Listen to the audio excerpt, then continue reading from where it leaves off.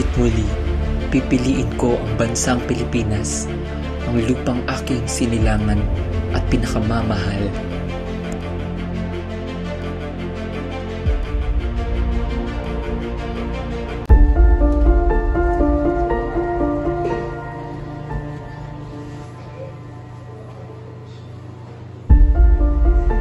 Professor Blumentritt, ang iyong payo na manirahan na lamang ako sa Madrid at ipagpatuloy ang pagsusulat dito ay totoong mapagkawang gawa.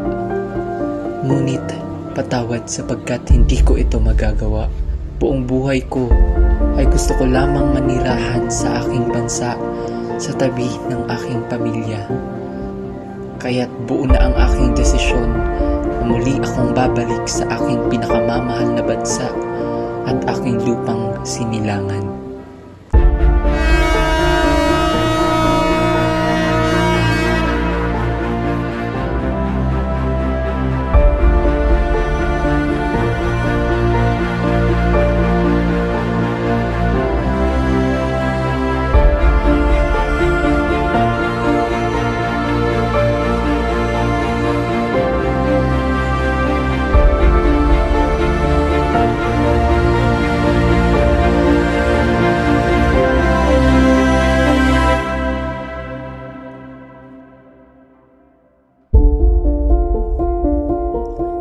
Ako mismo ang gagamot sa mga mata mo, mahal kong ina.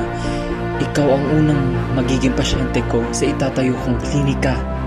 Salamat, mahal kong anak.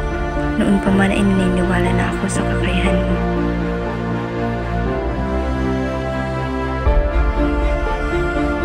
Magtatayo ako ng sarili kong gymnasium na ibubukas ko para sa mga kabataang Pilipino.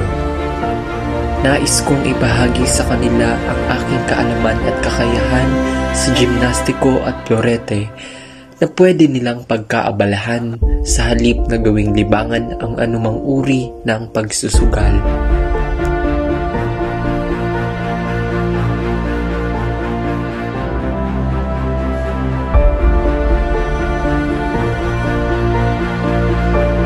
Wala akong kamaliang nakita sa akdang huli ni Tancred. Ito ka nagkakamali. Sumakailan ng akdang ito sa isang masusing eksaminasyon. Pinapakita nito ang pagiging isang eskandalosong nobela na sumisita sa gobyerno, simbahan, pati ang paniniwala ng nakakarami. Subalit, hindi ito pag-atake sa simbahan, kundi sa mga kurap na prayle ng simbahan. At hindi ito paninira sa Espanya, kundi sa mga gahaman at masasamang Kastila. Tumigil ka! Nararapat lamang na itigil ang reproduksyon nito. Hindi ito maaaring may sa publiko.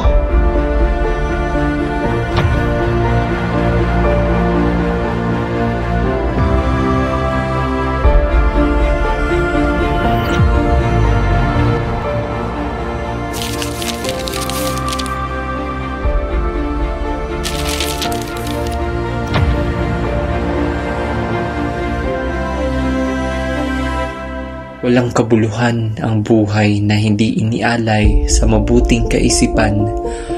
Para itong bato na nakakalat sa kalsada at hindi na naging bahagi ng isang gusali.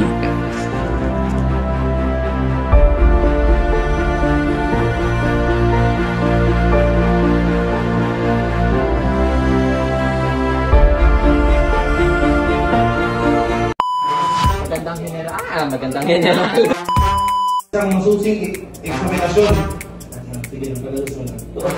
Kasi pinagod. Sorry. Nararapat lamang itigil ang importasyon, produksyon at sirkulasyon ng hang ito. Hindi ito